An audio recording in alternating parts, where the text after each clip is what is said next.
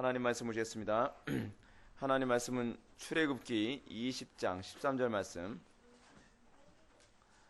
하나님 말씀은 출애굽기 20장 13절 말씀입니다. 구약 성경 113페이지입니다. 모니터 조금만 볼륨 올려주세요.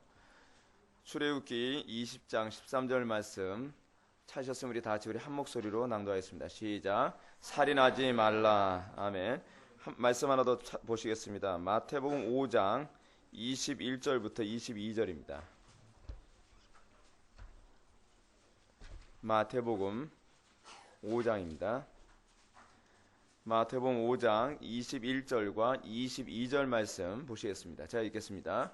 옛사람에게 말한 바 살인하지 말라. 누구든지 살인하면 심판을 받게 되리라 하였다는 것을 너희가 들었으나 나는 너희에게 이르노니 형제에게 노하는 자마다 심판을 받게 되고 형제를 대하여 라가라 하는 자는 공회에 잡혀가게 되고 미련한 놈이라는 자는 지옥불에 들어가게 되리라. 아멘. 이 시간 하이델베르크 요리문답 제40주일이 되겠습니다. 105문부터 107문까지 보시도록 하겠습니다. 하이델베르크 요리문답 40주일 105문부터 107문까지 먼저 제가 105문을 제가 질문하겠습니다. 여러분들 대답해 주시기 바랍니다. 제6계명에서 하나님께서 원하시는 것은 무엇입니까?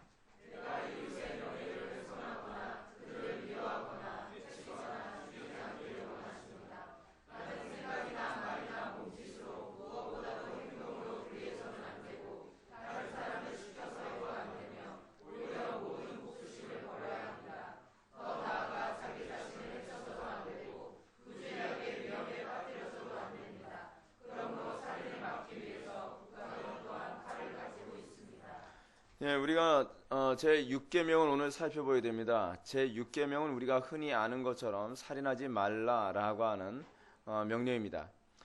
이 살인하지 말라라고 하는 이 명령이 사실은 어떻게 보면 굉장히 지키기 쉬운 명령처럼 보입니다. 왜냐하면 살인은 여러분 웬만큼 독하지 않는 한 못하는 거라고 생각을 하잖아요. 근데 우리가 이 하이델베르크 요리문답 105문에서 질문하는 거 보십시오. 제6계명에서 하나님께서 원하시는 것은 무엇입니까? 라는 질문합니다. 이 질문 안에는 무슨 얘기가 있냐면 문자적인 복종이 아니라 의미적인 복종을 하라는 겁니다. 여러분 성령의 조명이라고 하는 부분을 우리가 받게 되어지면 어떤 현상이 나타납니까? 성령이 조명하시면요 마치 검사와 같은 일을 합니다. 검사와 같은 일. 예를 들어서 여러분 남 모르게 은밀하게 지은 죄는 뭐 그냥 대충 넘어갈 수 있을 거라고 생각하지 않습니까? 근데 검사가 만인들 앞에서 노골적으로 다 까발려서 얘기합니다. 이 사람은 이런 죄 저질렀고 이런 죄 저질렀고 이런 파렴치한 죄를 저질렀습니다. 하게 되면 어떻습니까? 자기 혼자 속으로 감추고 있을 때는 뭐 대단치 않은 죄인데 뭐 이런 식으로 얼마든지 자기 스스로 변호를 하다가 객관적으로 검사가 우리의 죄를 노골적으로 딱 드러내면 어떻게 해요? 정말 미칠 것 같죠. 네. 성령의 조명하심이 하는 게 바로 겁니다. 성령께서 여러분들에게 심령을 조명했을 때 나타나는 것이 뭐냐면 나는 그냥 미워한 것뿐인데 라고 하는 부분에 관해서 하나님이 어떻게 법을 적용하시냐면 제6계명을 범한 거로 규정을 하고 계신 거예요. 뭐요? 살인. 여러분 오늘 본문 말씀 다시 한번 봅시다. 예수님께서 10계명의 재적용으로 21절 보면 마태복음 5장 21절입니다. 옛사람에게 말한 바 살인하지 말라. 누구든지 살인하면 심판을 받게 되리라 하였다는 것을 너희가 들었으나 유대인들은 여러분 살인만 하지 않으면 칼 들고 누굴 죽이거나 목 잘라 죽이지 않으면 난 이 제6계명은 적어도 6계명은 난 범하지 않았다라고 생각을 하는데 예수님께서 자 너희들은 그렇게 생각하고 있지. 자 내가 다시 한번 내가 너희들한테 적용을 한다 라고 하면서 뭐라요? 22절 나는 너희에게 이르노니 형제에게 노하는 자마다 심판을 받게 되고 형제에게 노하는 거 형제에게 노한다라고 하는 이 말을 영어 성경에서 뭐라고 번역했냐면 angry with his brother라고 해서 그의 형제들과 다투는 거, 그 형제에게 화를 내는 거 뭐 이렇게 얘기를 하고 있어요. 하나님께서 이걸 뭐로 판결을 내세요? 네, 살인죄로 판결을 내는 거예요. 근데 여기서 항상 전제가 있죠. 누구예요? 형제, 형제. 이런 형제라고 하는 이 전제를 왜 붙이고 있는가? 이웃하고 다투지 말라 하는 형제와 다투는 문제예요. 이런 살인죄에 관해서 제가 아직 결론적으로 제가 먼저 말씀드릴게요. 이 부분은 적어도 듣고서 좋으십시오, 제발. 살인한다라고 하는 이 말에서 핵심적인 것이 무엇이냐면 하나님의 형상 파괴예요. 하나님의 형상 파괴.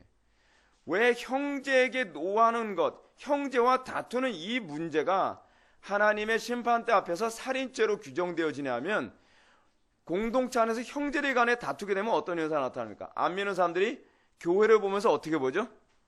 하나님의 형상 파괴됐다고 보는 거예요. 여러분, 오늘 낮예배 때 우린 교회가 어떤 존재인지에 관해서 우리가 배웠습니다. 교회가 어떤 존재예요? 우리가 소위 신학적으로 어려운 표현으로 이렇게 얘기합니다. 교회란 하나님의 자기 계시, 뭐 이런 표현도 사용하기도 합니다. 물론 하나님의 자기 계시의 가장 첫 번째는 예수님이시지만 하나님께서는 교회를 통해서 당신 자신을 계시하기를 원하세요. 그래서 우리는 이거 뭐라 했죠? 하늘로부터 오는 표적이라고 했잖아요. 안 믿는 사람들이 교회를 통해서 거룩함이 드러나고 안 믿는 사람들이 교회를 통해서 하나님의 지혜와 하나님의 탁월함이 드러나게 되면 어떻게 해요? 야, 하나님은 저런 분이신가 보구나 라고 보게 될 거라는 거예요. 근데 사단이 제일 배합하는 것이 뭐냐면 그거란 말이에요. 여러분, 그게 얼마나 중요한 문제인지 사단은 알고 있기 때문에 사단은요, 하나님의 형상을 파괴하기 위해서 어떤 일을 하냐면 교인들끼리 서로 싸우게 만드는 거예요. 여러분, 요한복음에서 뭐라고 얘기하고 있죠? 너희가 서로 사랑하면 이로써 너희가 나의 뭔 줄 알리라? 제자인 줄 알리라. 사랑의 정반대말이 무엇이냐면 다투는 거예요. 다투는. 어떻게 해요? 공동체 안에서, 교회 안에서. 여러분, 자꾸 시비 거는 사람이 있으면 다투지 않을 재간이 없겠죠. 그렇죠? 한쪽에서 때리는데 안 맞을 재간이 없잖아요. 그래서 여러분, 교회의 존재 목적, 정체성을 우리가 염두에 뒀을 때 우리 교회가 왜 자꾸 신앙 고백을 근거로 해서 사람들을 엄격하게 걸러서 받냐 하면 교회의 존재 목적은 교회가 커지거나 엄청난 사업을 한 데 있질 않아요. 여러분, 교회의 가장 엄청난 사업이 뭔지 아십니까? 하나님의 영광 드러내는 거예요. 하나님 영광 드러내는 거. 여러분 생각해 보십시오. 지금 우리 한국교회에서 지금 제일 욕을 많이 먹는 게 뭐냐면 수만 명 모이는 교회가 엄청나게 욕을 먹게 만드는 행동을 하죠. 그것만큼 저는 사단이 박수칠 일이 없습니다. 내가 원하는 게 저거야. 근데 왜 자꾸 그런 현상이 나타나냐면 교회가 해야 될 가장 큰 사업이 뭔지를 몰라서 그래요. 여러분, 교회가 하는 가장 큰 사업이 구제입니까? 열심히 노숙자들 먹이고 물론 그 부분도 나쁘진 않아요. 열심히 어려운 사람들 돕는 건 나쁘지 않아요. 근데 왜 나쁘지 않다고 제가 말씀드리냐면 그 부분조차도 뭐예요? 하나님의 형상을 드러내는 일부기 때문이에요. 아시겠습니까? 그래서 그 부분이 소중하다는 거예요. 그것을 행함으로 우리가 공덕을 쌓는 게 아니에요. 천주교에서는 가난한 사람들을 돕는 게 일종의 뭐예요? 천국 가기 위한 하나의 방편이거든요. 공덕 축적설이라고 하는 교리 때문에. 근데 우리 기독교 안에서는 선을 행하는 모든 이유가 뭐냐면 하나님의 영광을 드러내서 하늘로부터 오는 표적으로서의 증거를 보이기 위한 거예요. 근데 하늘로부터 오는 표적을 보이는 것에서의 가장 탁월함이 뭐냐면 여러분, 구약에서도 나오잖아요. 형제가 서로 동거함이 어찌 그리 아름다운고. 성도의 교제, 성도가 사랑으로 서로 교통하는 것, 이것을 통해서 하나님의 영광이 나타나게 바라는 거예요. 여러분, 살인죄라는 말은요, 이런 의미입니다. 우리는 살인이라고 하는 규례가 우리의 일반 법정 안에서는 어떻게 제한적으로 사용하고 있는지 아시죠? 사람의 생명을 끊는 행위를 우리는 소위 살인이라는 형벌로 우리는 이해를 하잖아요. 우리가 이것 때문에 자꾸 혼란스러워하는 거예요. 사실 하나님께서 제6계명에 살인하지 말라라고 하는 이 표현을 사용했을 때는 이 표현은 우리 일반 법조 안에서 소위 형사법에서 상대방의 생명을 끊은 것에 대한 형벌을 적용하는 방식이 아니에요. 뭐냐면 하나님의 형상을 파괴하는 전형적인 방법의 가장 극단으로 표현한 거예요. 이게 살인이에요. 살인. 여러분, 죄와 사단이 하는 일은 궁극적으로요, 끊임없이 하나님의 형상을 파괴하는 겁니다. 그래서 여러분, 죄를 지면 어떻게 되는 거죠? 지금 여러분 여기서 얘기하는 건 사실 그겁니다. 답을 보십시오. 내가 이웃의 명예를 훼손하거나 하나님의 형상 파괴죠. 그렇죠? 그들을 미워하거나 하나님의 형상 파괴죠. 해치거나 그리고 또 죽이지 않기를 원하십니다. 생각이나 말이나 몸짓으로 무엇보다도 행동으로 그래서는 안 되고 다른 사람 시켜서도 안 됩니다. 이 모든 것이 결국 다 뭐예요? 하나님의 형상을 파괴하는 것이기 때문이에요. 여러분, 사단과 죄가 끊임없이 사람들이 서로 미워하고 싸우고 지지고 볶고하게 만드는 데 있어 궁극적 목표는 뭐냐면 하나님의 아름다움이 안 나타나길 바라는 거예요. 그게 제일 꼴보기 싫거든요. 여러분, 사람이 악해지면 악해질수록 여러분 가장 먼저 파괴하는 것은 뭘까요?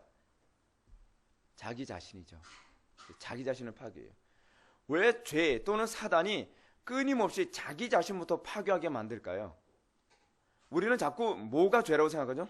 남에게 해를 끼치지만 않으면 죄가 아니라고 생각하는 거예요. 근데 하나님께서 규정하는 죄는 뭐냐면 여러분들 각자에게서 하나님의 형상을 파괴하는 행위 자체가 다 죄예요. 무슨 죄요? 살인죄. 살인죄라고 하는 것은 여러분 포괄적으로 표현하면 뭐죠? 하나님의 형상을 파괴하는 극단적인 방법이에요. 그렇죠? 하나님의 형상을 사단은요 정말 가장 보기 싫어하거든요. 여러분들은 인생을 살아가면서 여러분들이 구원받고 난 이후에 여러분들이 가장 사모하는 것이 무엇이어야 되냐면 하나님의 형상이어야 돼요. 근데 신기한 게 뭐냐면 사람이 죄악 가운데 빠지면 빠질수록 뭘 싫어하냐면 하나님의 형상의 흔적을 그렇게 싫어해요. 여러분 레이디 가가인지 하는 여자 있죠? 그 레이디 가가라고 하는 여자 옷차림을 보면서 여러분 느끼는 게 뭐가 있습니까? 어쩌면 그렇게 하나님의 형상하고는 정반대로 옷차림을 하는지 모르겠어요. 그렇죠? 정말 온갖 흉측스러운 그 옷차림을 다 해요. 언젠가는 레이디 가가가 무슨 대중 공연을 하러 나왔다고 하는데 대중 공연 때 입고 나왔던 옷이 어떤 옷인지 제가 말씀드렸죠. 어떤 옷인지 아십니까? 짐승을 잡아서 죽인 살가죽 있잖아요. 고기 덩어리 아주 이어가지고 그거 입고서 나온 거예요. 피가 뚝뚝 흐르는 거. 어쩌면 그렇게 혐오스럽고 끔찍하고 저주스러운 그 외모를 그렇게 좋아하죠? 여러분 인간이 타락하면 타락할수록 점점 이상하게 바뀝니다. 그래서 여러분 타락한 사람들의 특징이 뭐냐면 뭐부터 달라지냐면 패션부터 달라져요. 여러분 우리 주변에 그런 아이들 있잖아요. 머리는 노랗게 물들 자기는 이쁘다고 하고 다니는 거예요. 자기는 멋지다고 하고 다니는 거예요. 근데 머리는 노랗게 물들이거나 또는 빨주노초 파란보로 막 물들이고서 무슨 손톱은 막 마귀 알몸처럼 하고 입술은 쥐잡아먹은 것처럼 빨간색 딱 칠하고 막 눈은 남자한테 몇 대 얻어맞은 것처럼 시퍼렇게 딱 칠하고 그러고 나서 정말 누가 보기도 쟤는 왜 저렇게 하고 다니는지 모르겠어. 정말 안 이쁜데 자기는 이쁘다고 생각하는 거예요. 근데 참 신기한 게 뭐냐면 은혜 받고 나면 뭐부터 달라지는지 아세요? 옷차림부터 달라져요. 신기하게. 그렇게 좀 하고 다니지 마. 머리에 물 좀 들이지 마. 좀 얼굴에 좀 그렇게 화장 좀 하지 마. 여러분 화장도 메이크업도요. 정말 고상하게 하는 사람이 있는가 하면 어떤 사람은 굉장히 좀 아니다 싶을 만큼 하는 사람도 있잖아요. 근데 왜 그렇게 하냐면 자기 눈에 좋아 보이는 거예요. 문제는. 여러분 예수 믿고 나면 뭐가 달라져요? 그래서요? 안목이 달라지거든요. 내 몸에서 하나님의 형상의 흔적을 지워버리고 싶어하는 거예요. 이게요. 이게 타락한 인간의 가장 전형적인 모습이에요.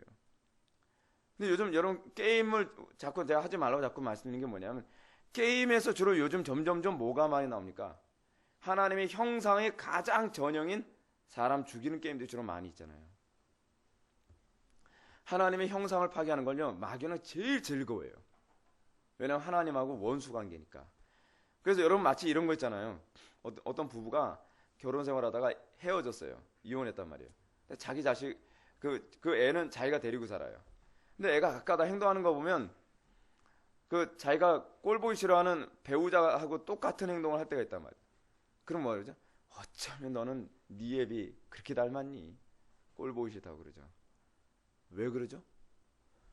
걔가 싫은 게 아니라 걔가 그 닮게 만든 그 남편이 꼴 보기 싫은 거거든요. 사단이 왜 사람을 그렇게 미워하는지 아십니까? 왜 인간을 그렇게 미워하는지 알아요? 우리를 보면 누가 자꾸 보이니까요? 하나님이 보이니까 그래요. 그래서 여러분 인류 역사상 가장 박해가 심했던 건요, 항상 종교 박해예요. 왜냐하면 사단이 교회에서 하나님의 형상이 가장 선명하게 나타나기 때문에 교회를 박해하는 걸 제일 즐거워하고 교회를 박해하는 것을 최고의 목적으로 생각하거든요. 하나님의 형상을 송두리째 뿌리째 뽑아버리고 싶어하는 거예요. 그게 살인이에요. 그게 살인충. 모든 살인의 원인은요, 하나님의 형상을 보기 싫어하는 데서 출발을 해요. 그렇게 해서 궁극적으로 사람들에게 하나님의 형상의 탁월함을 사단이 끊임없이 사람들에서 뽑아버리죠.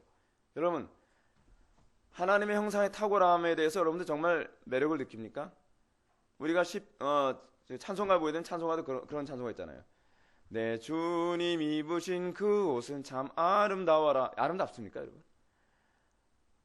여러분, 우리가 은혜 받고 난 다음에 일평생 가장 본받고 싶은 대상이 그리스도여야 되거든요. 그리스도의 영광에 더욱더 참여하고 싶은 거예요. 왜냐하면 그게 거듭났다는 것에 대한 가장 선명한 증거거든요. 하나님의 형상이 너무 아름다운 거예요. 예수 그리스도의 지혜가 너무나 아름답고, 옛날에 어땠어요? 예수 그리스도의 지혜 아름답긴 뭐가 아름다워요? 끝까지 인내해야 되고 참아줘야 되고, 그죠? 근데 예수 그리스도의 십자가의 그 지혜가 어찌나 아름다운지 더욱더 주님을 닮지 못하는 것 때문에, 그것 때문에 기도 제목이, 옛날에 무슨 기도 제목이 뭐예요? 좋은 대학 가게 해주십시오, 성공하게 해주십시오, 뭐 돈 많이 벌게 해주십시오, 뭐 이렇게 해주십시오, 저렇게 해주십시오. 만날 그 육신의 욕망을 채우는 거였는데, 은혜 받고 나면 그 다음서부터 뭐냐면 그리스도로부터 오는 저 영광의 형상에 내가 더욱더 참여하는 것이 최고의 기쁨이라는 걸 알게 되는 거예요. 이게 살인이라고 하는, 이 살인하지 말라라고 하는 이 규례와 같이 돌아가게 되어지는 사고예요. 사고. 그래서 하나님의 은혜가 우리에게서 떨어지면 떨어질수록 우리는 뭐가 더 아름다워 보이냐면 죄악된 모습이 더 아름다워 보이고, 하나님의 형상으로부터 멀어진 것일수록 더 아름다워 보여요. 게으르게 나태하게 사는 모습이 아름다워 보여요. 제가 옛날에 우리 중고등학교 때 가장 인기 많았던 그 만화가 있습니다. 뭔지 알까요? 그 만화책 중에 가장 인기 많은 이연세 씨가 썼던 그 까치 시리즈가 저희 때는 인기가 최고였어요. 만화가에 가면 애들 다 그 까치 시리즈 봐요. 근데 까치 시리즈가요, 지금 제가 나이 들어서 이 신앙적 관점에서 보니까 굉장히 안 좋은 만화예요. 왜냐하면 까치가 우리에게 굉장히 안 좋은 자화상을 줘요. 까치는요, 이미지가 항상 우울한 이미지예요. 그래서 까치 내용에서 보게 되면 까치는 최후가 항상 안 좋아요. 그 까치 만화 본 적 있죠? 네. 그래도 또 눈은 있어서 맨날 엄지같이 이쁜 애를 맨날 그래요. 그리고 이 까치는요, 항상 난폭해요. 그리고 반항적이고, 그리고 삶 속에서 항상 뭐랄까, 그 인생을 마치 다 포기한 사람처럼 이렇게 행동을 해요. 근데 그게 우리의 자화상이 되면 안 되거든요. 근데 어렸을 때 우리는 까치가 굉장히 멋있어 보이는 거예요. 그래서 제가 그림 그린 걸 되게 좋아하거든요. 그래서 제가 한동안은 제가 까치 그림을 딱 그려가지고 이 액자에다 딱 넣어서 딱 걸어놓은 적도 있어요. 까치 멋있었으니까요. 멋있다고 생각했었어요, 그때는. 근데 지금 생각해보면 우리가 은혜 받은 자로서 혐오스러운 모습이에요. 게으르거나 나태하거나 끔찍하거나 잔인하거나, 그렇지 않으면 음란하거나. 여러분 그 애니메이션 중에서요, 요즘 애니메이션 참 굉장히 안 좋은 것 중 하나는 뭐냐면, 라푼젤이라고 하는 애니메이션 본 적 있습니까? 라푼젤이라고 하는 애니메이션에서 라푼젤하고 나중에 결혼하게 되는 남자가 있습니다. 근데 그 남자의 그 캐릭터가 뭔지 아세요? 플레이보이예요. 이렇게 보면은 바람둥이 같은 행동을 많이 하잖아요. 예. 라푼젤이 처음에 뭐 자기 머리를 묶어놓고서 라푼젤한테 이제 풀려주려고 계속 하는 액션이 뭐냐면, 계속 이게 그 플레이보이도 그 매력적으로 보이려고 하는 그 표정을 자꾸 짓는단 말이에요. 근데 라푼젤은 남자라는 존재를 처음 본 거다 보니까 도대체 왜 그런 표정을 짓는지 모르는 거예요. 그러니까 야, 이게 안 먹혀 들어가네. 이러다가 자, 마지막 갑니다. 여기 굉장히 센 건데 그러면서 뭐 아주 묘한 표정으로 딱 쳐다보는데 라푼젤은 도대체 왜 그런 표정을 짓는지 모르는 거예요. 그다음 프라이팬에 한 대 맞고 기절해버리죠. 근데 그런 표정 하나하나가 사실은 우리가 사모해야 될 표정들이 아니거든요. 근데 그런 애니메이션 하나하나 통해 자꾸 우리들에게 뭘 심어주냐면 이게 매력적인 표정이고 이게 매력적인 것이며 이것이 우리가 닮아가야 될 부분이라는 것을 자꾸 심어줌으로 사단은 어떻게 하냐면 이게 제 6계명을 범하게 만드는 거예요. 우리 속에서 은연중에 자꾸 하나님의 형상을 제거하도록 만드는 거예요. 하나님의 형상으로서 남아있는 것을 혐오스럽게 생각하도록 만드는 거예요. 그래서 결국은 이것이 궁극적으로 와서 어디로 가냐면 여러분, 그래서 여러분 맨 마지막에 여러분 가장 끔찍한 죄악을 여러분 뭐라고 봐야 되는지 아십니까? 그래서 자살이라고 하는 거예요. 자살은 자기 속에 남아있는 하나님의 형상을 끝까지 완전히 제거하려고 하는 사단의 행위거든요. 오늘 이 살인과 관련해서 우리가 자살에 관한 부분도 다시 또 언급하겠지만 저는 사실은 강단에서 이 자살에 관해 자꾸 회자되는 것 자체부터 굉장히 혐오스럽습니다. 왜냐하면 아이들이 자살이라는 용어를 자꾸 귀에 듣게 되는 것조차도 좀 싫거든요. 근데 이게 오늘날 이슈고 우리나라 사회 안에서 전 세계에서 가장 이 문제가 우리나라가 심각한 문제다 보니까 자꾸 얘기할 수밖에 없다는 것도 저는 굉장히 괴롭습니다. 하여간 어쨌든 간에 제6계명이 궁극적으로 의미하는 바에 대한 접근을 분명히 하십시오. 이것은 물리적으로 누구의 생명을 빼앗는 문제 이전에 1차적으로는 내 속에 있는 하나님의 형상을 제거하는 것부터 시작해서 2차적으로는 외부에 있는 다른 사람에게서 하나님의 형상을 제거하는 일체의 모든 행위. 그리고 교회가 서로가 끊임없이 여러분 우리가 교회됨을 생각했을 때 왜 각자 신앙이 개인주의가 되면 안 된다라고 얘기하냐면 우리 공동체 하나씩 서로가 사랑함으로 말미암아 우리 교회가 궁극적으로 목표로 하는 바는 뭐냐면 하나님의 형상을 선명하게 드러내는 데 있다고 생각해야 되기 때문에 그래요. 왜냐하면 이것이 하나님께서 궁극적으로 목표로 하는 하늘로부터 오는 이적이기 때문에 그래요. 다른 어떤 곳으로도 하나님의 형상을 드러낼 수 있는 어떤 모임은 존재하지 않아요. 오로지 교회만 가능해요. 그렇기 때문에 교회가 서로 사랑하는 것은 지상 명령이기도 합니다. 자, 그렇다고 한다면 제6계명을 표면적으로 먼저 해석해 봅시다. 살인하지 말라라고 하는 이 계명의 소극적 명령은 무엇이냐면 물리적으로 다른 사람의 생명을 끊지 말라라고 하는 거예요. 그럼 적극적인 명령은 뭘까요? 이것이 의미하는 적극적인 명령. 지금 사실 부정어법으로 우리에게 얘기한 것 뿐이거든요. 근데 긍정어법으로 더 적극적인 명령이 뭐냐면 사랑하라는 거예요. 제6계명은 우리에게 뭘 명령하냐면 사랑하라는 거예요. 어떤 사람까지 사랑하라고 얘기합니까? 잘 보십시오. 22절을 보면 나는 너희에게 이르노니 형제에게 노하는 자마다 심판을 받게 되고 형제에 대하여 라가라는 자는 공의에 잡혀가게 되고 미련한 놈이라는 자는 지옥불에 들어가게 되리라 라고 하면서 소위 살인이라고 하는 부분을 이렇게 규정하고 있습니다. 그러면서 예수님께서 뭐라고 말씀하시냐면 43절로 넘어갑시다. 또 내 이웃을 사랑하고 내 원수를 미워하라 하였다는 것을 너희가 들었으나 나는 너희에게 이르노니 너희 원수를 사랑하며 너희를 박해하는 자를 위하여 기도하라 라고 명령하고 있습니다. 궁극적으로 제6계명이 우리에게 적극적으로 요구하는 명령은 뭘까요?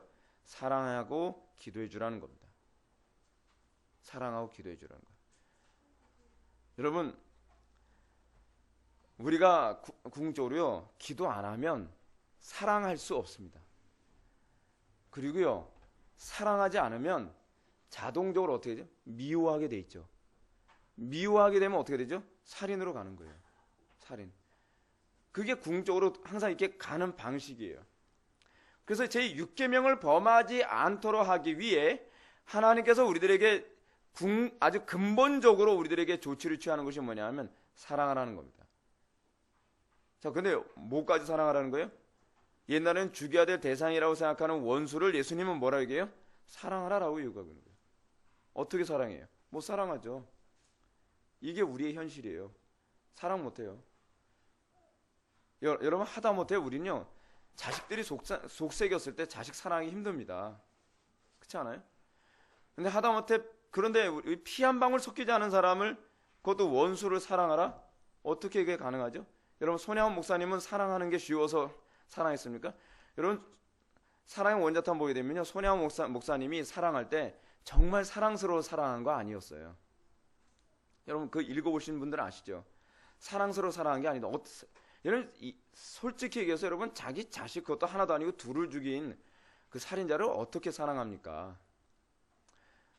손혜원 목사님 책을 보게 되면은 자식 둘이 죽고 난 이후에 손혜원 목사님이요 거의 그 넋이 나간 사람처럼 살았다 그러잖아요. 그럼에도 불구하고 어떻게 자기 두 아들을 죽인 자를 사랑했느냐? 그냥 의지를 쳐서 복종시킨 거예요. 그냥 자기 딸, 그 손동희 권사님에게 그랬다는 거 아니에요? 어떻게 저런 사람을 내 양오빠로 삼아야만 합니까? 라고 얘기하니까 손혜원 목사님 하신 얘기는 딱 한마디예요. 성경이 명령하고 있지 않냐? 그게 무슨 표현인지 아세요? 나도 사랑 못하겠는데 성경이 명령하니까 하는 거야 라는 거예요. 우리 신앙 거기서 출발해야 되는 거거든요. 성경이 명령하기 때문에 순종하는 것이지 할 만하기 때문에 할 수 있다? 그게 아니에요. 그게 믿음이거든요. 그러니까 여러분 어떻게 해요? 자기 두 아들을 죽인 이 아이를 살려달라고 군부대 가서 사형 집행하기 일보 직전에 있는 사람을 살려오니까 그 군부대는 군인들이 그러잖아요. 말도 안 되는 소리 하지 말고 저리 비켜. 그 딸 보고 그랬다는 거예요. 손동희 권사님 보고. 아니 우리 아빠가 이 오빠 데려오라 그랬어요. 그 말도 안 되는 소리 하지 마라. 그래서 뭐라 그래요? 하나님께서 원수까지 사랑하라고 했기 때문에 양자로 삼겠대요. 그러니까 그 사람이 담배 피도 있다가 담배가 뚝 떨어졌다는 거예요. 입이 벌어지면서. 뭐라 그래요? 위대하다. 위대하다. 하늘로부터 오는 표적이죠, 이게요. 하나님께서 궁극적으로 원하는 건요. 그래서 사랑이에요, 사랑. 여러분 제가 요즘 설교하면서 사랑 타령 굉장히 많이 하죠. 제가 복음의 핵심이 사랑이라는 거 요즘에 더 많이 절절절절히 많이 느껴요. 사랑하지 않으면 교회는 결코 하나님의 영광을 드러낼 수 없어요. 사랑은 어떻게 해요? 자기를 쳐서 복종시켜야 돼요. 자기를 부인해야 돼요. 십자가를 져야 돼요. 그게 주님께서 우리에게 보여주신 사랑이에요. 십자가를 지지 않으면 사랑할 수가 없어요. 그래서 하나님께서 원하시는 것이 무엇인가? 우리가 제2 6계명을 곰곰이 묵상하면서 그냥 뭐 다른 사람의 생명을 빼앗지 말라는 거다. 그게 아니라 좀 깊이 있게 생각해 보자는 거예요. 하나님이 뭘 기뻐하실까? 하나님께서 이 계명에 대해서 우리에게 뭘 원하시는 걸까? 혹시 나는 이 제6계명을 범하고 있지 않나? 제6계명이 적용되어지는 범위가 굉장히 넓거든요. 그럼 먼저 이 얘기 먼저 해봅시다. 살인행위가 아닌 게 무엇인가부터 먼저 한번 몇 가지 좀 얘기해 볼까요? 살인행위가 아닌 게 정당방위. 그건 살인행위 아니죠. 여러분 출애굽기 22절 보게 되면은 22장 2절을 보면 도적이 뚫고 들어옴을 보고 그를 쳐 죽이면 피 흘린 죄가 없느니라 라고 해요. 성경은 정당방위를 살인이라고 규정하지 않습니다. 그죠? 두 번째, 전쟁도 살인행위라고 규정하지 않습니다. 근데 이 말은 좀 조심해야만 합니다. 전쟁 때도 여러분 살인이 되는 경우도 있고 살인이 안 되는 경우도 있어요. 전쟁이 살인이 아니다라고 규정하는 이유는 뭐냐면 성경이요. 정당방위라는 그 개념 때문에 그래요. 여러분 적들이 쳐들어오는데 방치해놓고 살인하지 말라 그랬어. 그래서 나라 뺏길 수는 없는 거 아니에요. 그러니까 정당방위라는 차원에서 적들과 싸워서 죽이는 행위는 살인행위로 규정하지 않아요. 근데 무엇이 살인행위냐면 예를 들어서 민가에 들어가서 저항도 하지 않는 민간인들을 죽이는 문제 있잖아요. 이건 살인행위로 다시 규정해요. 그러니까 성경은 우리가 굉장히 치밀하게 적용을 해야 돼요. 전쟁은 살인이 아닌가 보다. 그럼 막 죽여도 되지. 그게 아니에요. 그 안에서도 우리는 인명을 존중해 줄 줄 알아요. 생명 존중이 있어야 되는 거예요. 근데 여러분 이거 굉장히 어렵습니다. 전쟁 때 있는 사람들이 거의 정신 상태가 확 돌아간 상태래요. 굉장히 많은 사람들을 죽이고 막 자기가 생명에 위협도 없고 그러다 보니까 거의 제정신인 상태에 있는 사람이 별로 없대요. 그래서 전쟁 때는 지옥이 되는 거예요. 그 전쟁이 일어나면 안 돼요. 전쟁이 일어나면. 또 전쟁이 살인으로 규정하지 않는 세 번째가 하나 있는데 법 집행을 위해서 실시되는 사형이에요. 요즘 뭐 성경을 근거로 해서 뭐 사형제도 폐지 어쩌고저쩌고 얘기하는데 그거 다 자유주의자들이라는 소리예요. 성경에 들은 사형 얘기하고 있죠. 출애굽기 21장 12절 보게 되면 사람을 쳐 죽인 자는 반드시 죽일 것이니라. 살인죄를 범한 고살자라고 하는 것은 고의적으로 살인했다는 얘기예요. 고의적으로 살인한 자의 생명의 속전을 받지 않고 반드시 죽일 것이니라. 이렇게 얘기하면 그건 구약이잖아 라고 얘기해요. 신약에서 어디 살인한 적 있나? 신약에서 율법으로 사도들이 율법적이어서 살인하겠습니까? 아니, 뭐 사용을 하겠습니까? 그렇게 안 하거든요. 이건 사실은요, 그 당시 사회법을 지금 얘기하는 거거든요. 사도들이 사회법을 사용하지는 않았거든요. 그러니까 사형이 안 나온 것뿐이에요. 그러나 사형은 성경적으로 합당하고 지지됩니다. 왜냐하면 구약과 신약은 단절이 아니거든요. 연결성이 있어요. 연계성. 그 동물 살생은 여러분 살인이 아닙니다. 그렇다고 해서 재미로 죽이는 건 살인입니다. 그건 살해가 되겠죠. 그것도 죄가 돼요. 근데 예를 들어서 우리가 배고파서 뭐를 잡아먹는 거, 그렇죠?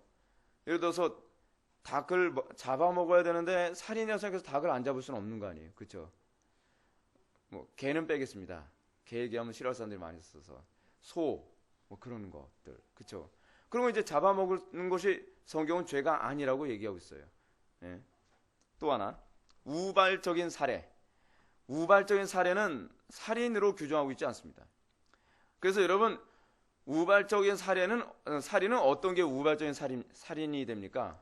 제가 많이 말씀드렸죠. 어떤 사람이, 그 유대 사회는요, 여러분, 유대인들의 집은 어떤 식으로 가옥 구조가 되어 있냐면, 그냥 지붕에 올라가면 지붕이 그냥 판판해요. 판판하다 보니까 잘못하면 거기서, 그 벽 같은 게 없으면, 그 벽이라 해야 돼? 난간이 없으면 잘못하면 떨어질 수도 있거든요. 그래서 아예 성경은요, 법적으로 뭐라 했냐면, 집을 짓때 옥상에는 반드시 뭘 만들어라? 난간을 만들라고 얘기했어요. 난간을 만들어야 될 이유는 뭐냐면, 그 집주인이 거기서 있다가 떨어져 죽을까봐가 아니라, 거기에는 물건이 떨어져서 딴 사람을 죽일까봐요. 예. 그래서 난간을 만들어요. 얼마나 치밀하게 법을 정했는지 몰라요. 모세율법에. 그래서 만약에 난간에 화분 같은 거 놨다가 툭 건드려서 만약에 떨어졌다. 근데 그 의도적으로 죽인 게 아니잖아요. 떨어져서 머리에 맞아서 죽으면 그건 살인 행위가 아니에요. 살인 행위가. 또 도끼질 하다가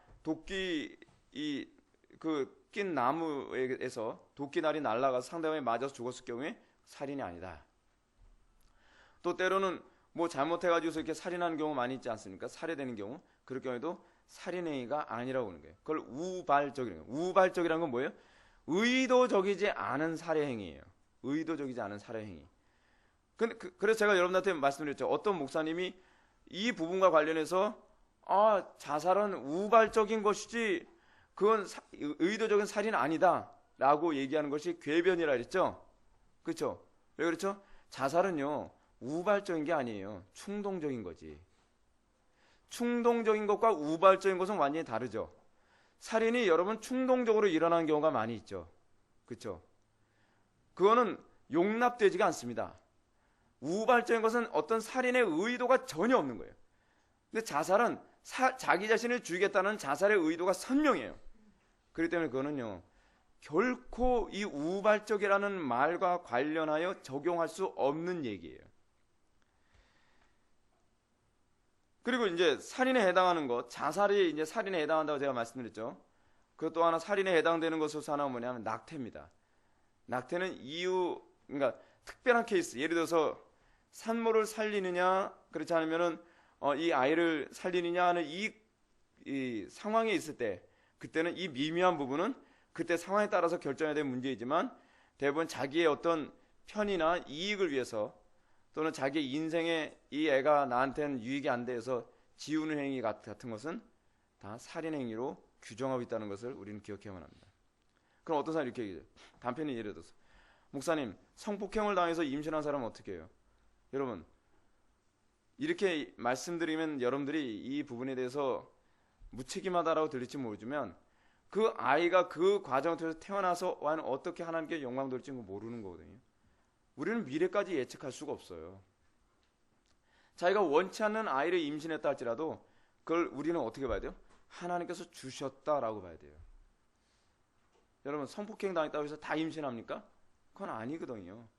그럼 하나님께서 주셨다라고 봐야 되는데 그럼 어떻게 해요? 십자가를 져야 되는 거죠. 힘들고 어렵더라도. 왜 그러셨을까? 모르죠 우리는.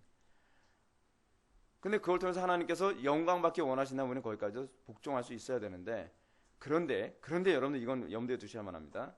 저는요 특히 예수 믿는 자매들은 이런 일이 생기지 않도록 항상 기도로 준비해야 된다고 저는 생각을 합니다. 제발 이런 문제를 미리미리 기도하십시오. 성경은 뭐라고 했죠? 시험에 들지 않게 깨어있어 기도하라고 얘기하고 있지 않습니까? 근데 기도 생활이 이런 분은 미리미리 대비하듯이 기도 생활을 하지 않으면서 낭패를 당하는 경우가 많이 있단 말이에요.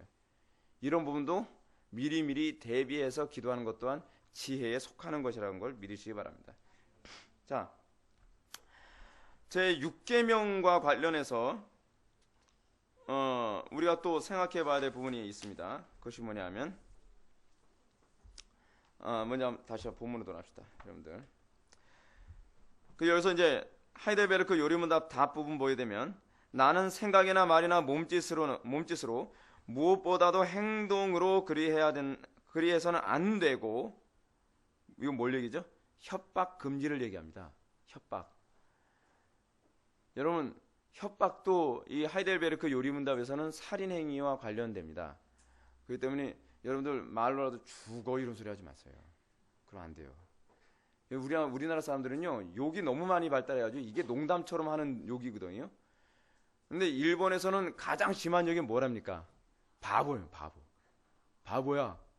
그럼 우리는 하나도 화 안 나요. 그죠? 근데 일본 사람들은 바보야 그러면 어떻게 이런 심한 욕을 우리는 웃어버릴 수 있는데 그래서 우리는 그렇게 해야지. 야, 뭐 그런 거 가지고 화를 내냐. 대범하지 못하게. 우리는 더 심한 욕도 있는데 그게 자랑이 아니에요. 자랑이. 미개한 나라일수록 욕이 발달해요. 미개한 나라일수록. 그렇죠? 그래서 여러분 미국 같은 나라도 그렇게 욕이 그렇게 다양하지가 않대요. 근데 우리나라는 욕으로만 하면 뭐 노트 한 권에 다 쓸 수 있을 정도예요. 그냥. 얼마나 욕이 발달했는지. 그만큼 우리나라의 언어 수준이 많이 떨어졌다는 거예요. 언어 수준. 제가 실제로 이 언어 수준과 관련해 잠깐 얘기하고 싶은 게 하나 있는 게 뭐냐면 우리나라 사람들 이렇게 대화를 나누는 거 보면요. 어휘력이 굉장히 짧아요. 어휘력이. 그래서 쓰는 단어가 굉장히 제한적이에요. 제한적이다 보니까 좀 평소에 쓰지 않는 어휘를 사용하게 되면 못 알아들어요. 같은 한국 사람인데도.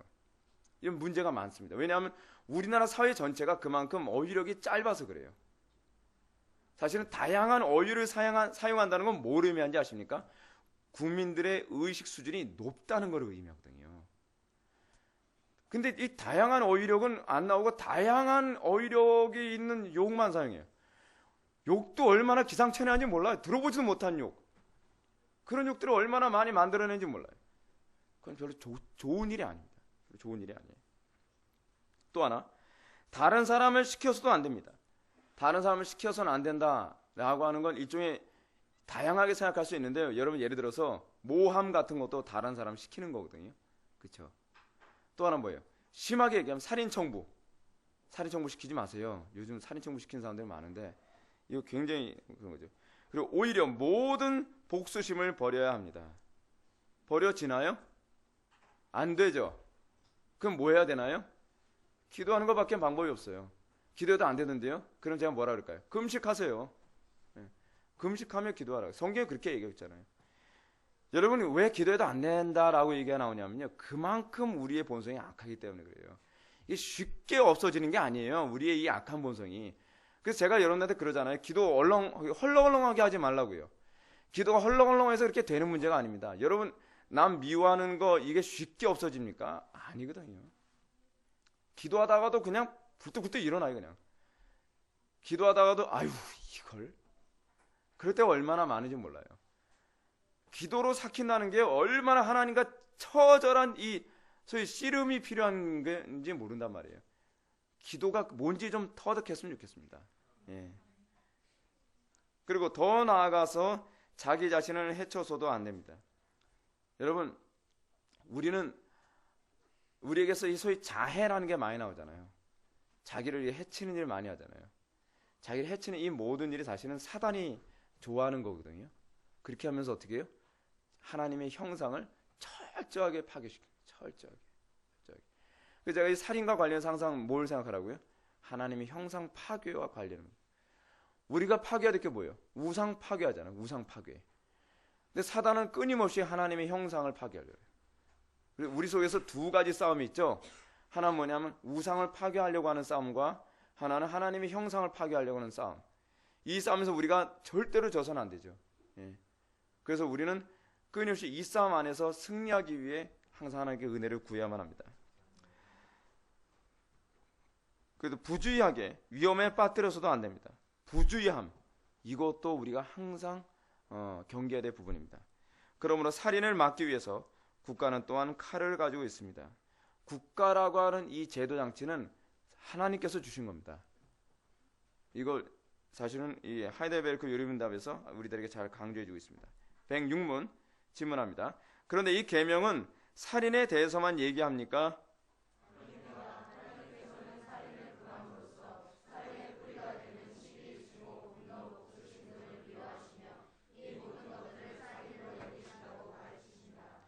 예, 지금 이 살인 계명이 의미하는 바가 살인에 대해서만 금하는 것이냐 했을 때 하이델베르크 요리문답에서도 아닙니다 라고 했어요. 좀 더 포괄적으로 적용해야 된다는 거예요. 하나님께서는 살인을 금하심으로써 살인이라고 하는 가장 극단적인 것을 금하심으로 말미암아 살인의 뿌리가 되어지는 또는 살인을 유발할 수 있는 모든 근원부터 다 제거하길 바라시는 거예요. 살인은 어디서부터 시작되나요? 미움에서부터 시작되죠. 그리고 여러분 살인이요 또 어디서부터 시작되는지 아십니까? 왜곡된 사랑에서도 이런 출발된다는 거 알아요? 그래서 여러분 사랑도 잘못하면요 살인으로 갑니다. 왜 우리는 성경적인 올바른 사랑을 해야 되는지 아십니까? 왜곡된 사랑 또한 살인을 유발하기 때문에 그렇습니다. 어떤 사람은 스토커를 이걸 사랑이라고 생각하는 사람이 많이 있잖아요. 집착이잖아요. 집착. 엄밀한 의미에서 집착하는데 자기는 사랑이라고 생각하는 거예요. 최근에 여러분 이 이슬람법이 얼마나 무서운지 몰라요. 이슬람법이. 이슬람에서요 어떤 남자가 어떤 여자한테 사랑한다고 표현했는데 이 여자가 사랑을 거절했어요. 그럼 여러분 진짜 사랑하면 어떻게 해야 될까요? 그래도 딴 남자와 앉아서 잘 살아 뭐 이렇게 하든지 뭐 좀 점잖게 나와야 되는데 여자 얼굴에다 염산을 뿌려버렸어요. 이게 살인일까요? 아니 사랑일까요? 왜곡된 사랑이 살인으로 나타나야 되는 경우가 얼마나 많은지 모릅니다. 그럼 여러분 이슬람에서 이 문제 가지고 법적으로 어떻게 형량을 내렸을까요? 눈에는 눈, 이에는 이로 형량을 내렸어요. 그 동해보상법이라고 그러거든요.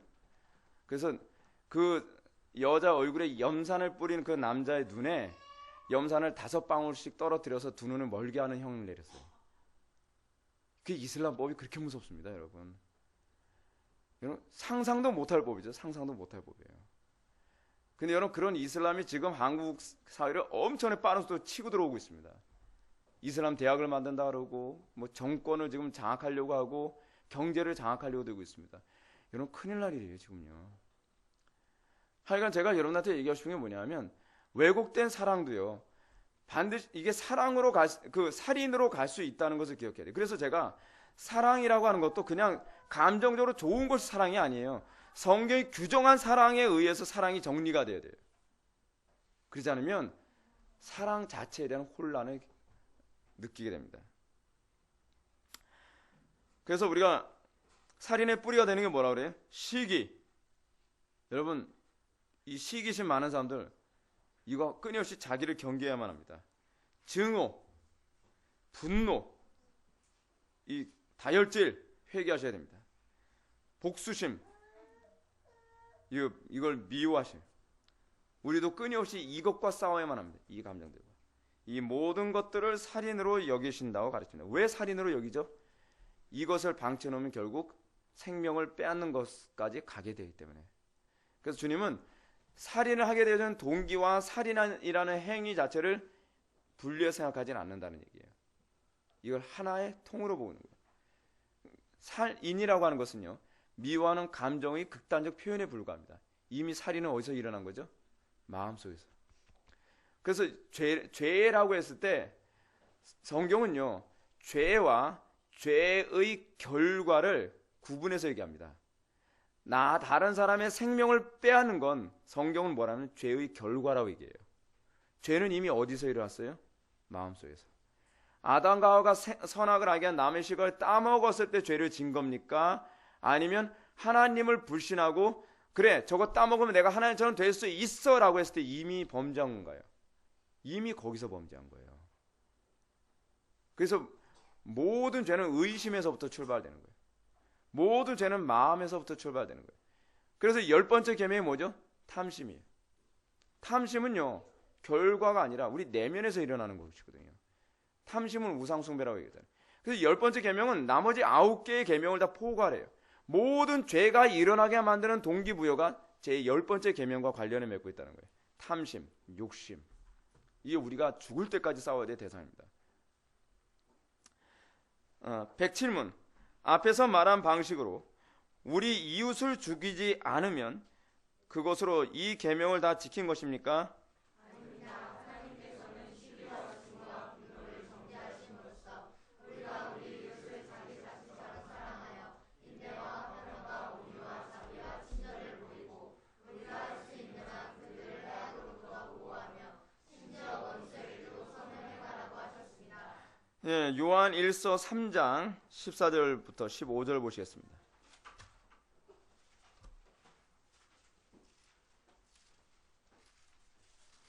요한 1서 3장 14절부터 15절, 14절과 15절입니다. 제가 읽겠습니다. 우리는 형제를 사랑함으로 사망에서 옮겨 생명으로 들어간 줄 알거니와 사랑하지 아니하는 자는 사망에 머물러 있느니라. 그 형제를 미워하는 자마다 살인하는 자니 살인하는 자마다 영생이 그 속에 거하지 아니하는 것을 너희가 아는 바라 라고 있습니다. 여러분 요거만 딱 보더라도 여러분 거듭난 사람이 자살할 수 있다 없다? 없다라는 말이 아예 그냥 딱 못이 박히게 나올 수 있죠. 왜요? 살인하는 자마다 영생이 그 속에 없다고 얘기하고 있으니까. 예. 여러분 구원받은 사람이 악의 일을 가지고서 다른 사람을 살인할 수 있을까요? 저는 그거 거의 안 될 거라고 생각해요. 저는요. 예. 그것이 예를 들어서 나라를 지키는 국방의 의무를 위해서 전쟁터에 나가서 죽이는 것이 아닌 이상 아무리 극도의 감정을 가지고 있더라도 죽이겠다라고 하는 목적으로 죽이는 일은 거의 저는 불가능하다고 생각합니다. 왜냐하면 그 속에 성령님이 계시기 때문에. 자기의 목숨을 끊는 거요? 이거 그 속에 영생이 없기 때문에 그렇다고 아예 여기서 못을 박아서 얘기하고 있습니다. 소위 자살하는 행위가 여러분 왜 정죄를 받아야 하냐 하면 자살하는 사람들의 궁극적 그 동기가 있어요. 왜냐하면 이 세상 너무 괴로워서 빨리 끊고 싶다 이제 그런 사람들도 있지만 상당수 사람들은요 복수심 때문에 자살을 해요. 내가 자살하면 누군가가 속 뒤지게 썩을 거다. 죄책감으로 살 거다. 그거 괴롭히고 싶어서 자살하는 경우가 굉장히 많이 있거든요. 동기 자체가 굉장히 불순해요. 그리고 궁극적으로 자살을 하는 가장 중요한 원인 중 하나는 뭐냐면 하나님에 대한 원망이 거의 밑바탕에 많이 깔려있어요.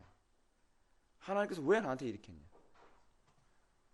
믿음은 뭐죠? 하나님에 대한 믿음이지 하나님께 주신 결과에 대한 믿음이 아니라 그랬죠.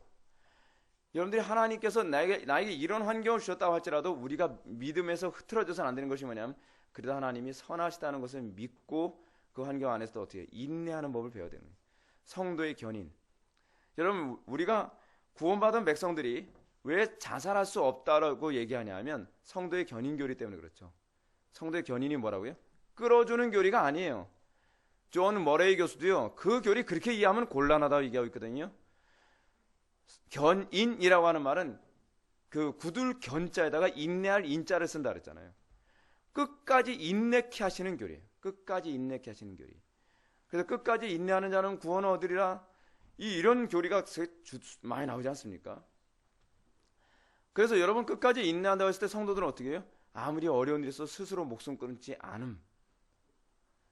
왜냐하면 하나님이 그것을 허용하지 않으세요. 하나님. 왜요? 왜 하나님께서 허용하지 않을까요? 성도들이 자살하는 걸요? 교회의 창조 목적이 그러니까. 교회를 통해서 하나님께서 목적하신 바가 뭐라고요? 하나님의 영광을 드러내도록 하기 위해서.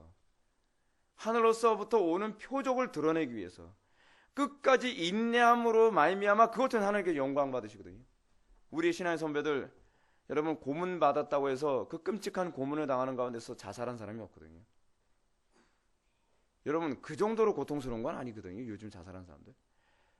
그런데 우리는 성도의 견인교리를 자꾸 어떤 식으로 얘기해요? 자살해도 하나님께 택한 백성은 구원하신다. 그런 식으로 해서 그랬어요. 이 교리를 어설프게 알고 있는 게 문제인 거예요. 교리를요.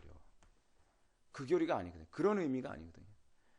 그래서 요즘 개혁주의 노선에서 이상하게 이해하는 부류가 또 생겼는데 뭐냐면 이건 완전히 이걸 뭐라고 얘기하냐면 이걸 스콜라주의라고 얘기합니다. 철학적으로 해석을 하는 거예요. 성경에는 없는 얘기거든요.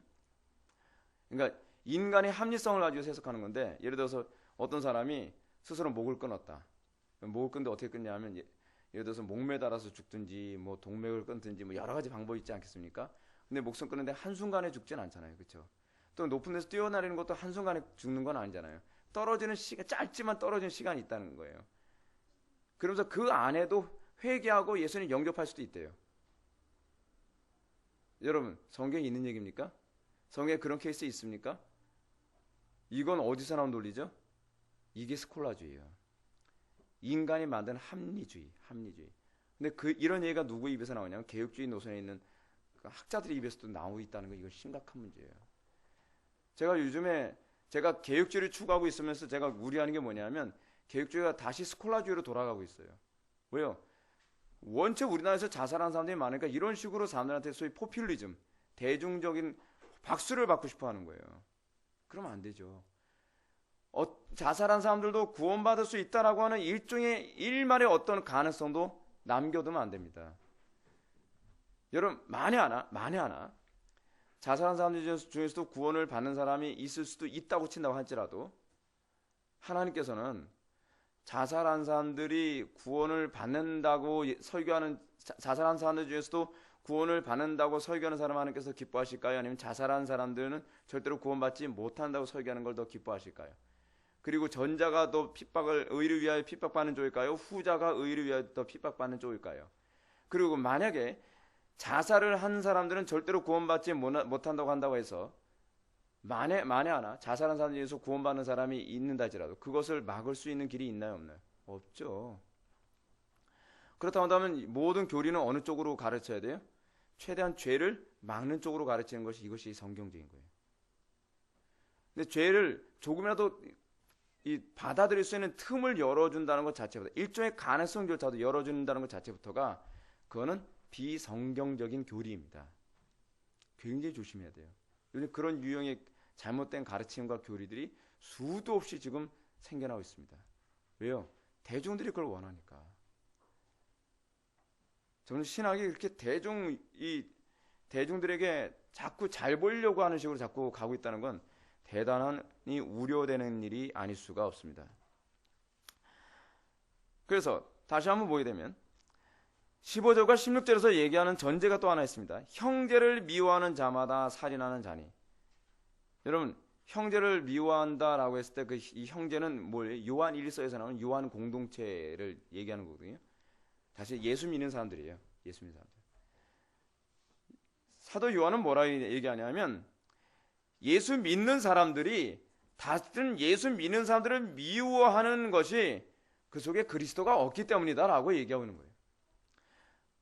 그리스도가 우리는 이렇게 목사님 그렇지만 저 사람은 제가 보기엔 거듭나지 않은 것 같아요.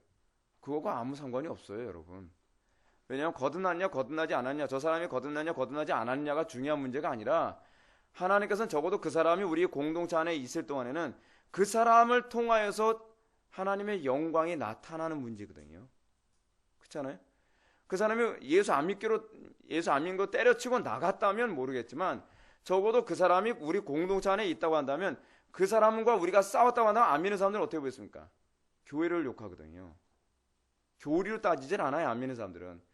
우리가 공동체 안에서 모든 사람들과 할 수만 있다면 화평을 이뤄야 되는 이유가 무엇이냐면 하나님의 영광을 나타내야 되는 문제 때문에 그런 것이지 저 사람이 거듭났고 거듭나지 않았고에 관한 문제로 따지지 마세요. 하나님께서 우리에게 형제간에 서로 사랑하라는 얘기는 그런 의미를 가지고 있는 거예요. 하나님의 영광을 나타내는 것. 그래서 사랑하지 않은 자는 사망에 머물러 있느니라. 왜 사망에 머물러 있다고 얘기하는 거죠? 그 사람들 하나님의 영광에 관심이 없는 사람이기 때문에, 하나님의 영광을 드러내는데 관심이 없는 자들이기 때문에 그렇습니다. 그 형제를 미워하는 자마다 살인하는 자니, 미워지는 걸 어떻게 해요? 어떻게 해야 되죠? 사랑하기 위해서 몸부림쳐야죠. 그것은 여러분들에게 유익이 됩니다. 경건의 유익이 돼요. 경건의 유익. 물론 사랑하기 힘듭니다. 사랑할 수가 없습니다. 우리 본성으로는 사랑할 수가 없어요. 그럼에도 불구하고 사랑할 수 없는 사람은 사랑하기 위해서 몸부림치는 그 소위 손양훈 목사님 같은 그런 모습을 통해서 어떻게 해요? 우리의 경건에 유익을 주세요. 경건에 유익을. 살인한 자마다 영생이 그 속에 거하지 아니하는 것을 너희가 아는 바라 라고 얘기했습니다. 그래서 다시 하이델베르크 요리문답으로 다시 돌아가야 된다면, 하나님께서는 시기와 증오와 분노를 정죄하심으로써 우리가 우리 이웃을 자기 자신처럼 사랑하길 바랍니다. 인내와 화평과 온유와 자비와 친절을 보이고, 인내, 화평, 온유, 자비, 친절 좀 보이세요? 이거 하나님께서 우리에게 요구하시는 거고, 하이델베르크 요리문답을 만들 당시에 그 당시 그 하이델베르크 사람들 성도들에게 이렇게 가르쳐진 거예요. 이미 16세기에 우리가 할 수 있는 한 그들을 해악으로부터 보호하며, 누구를요? 우리가 미워하는 사람들 해악으로부터 보호하며.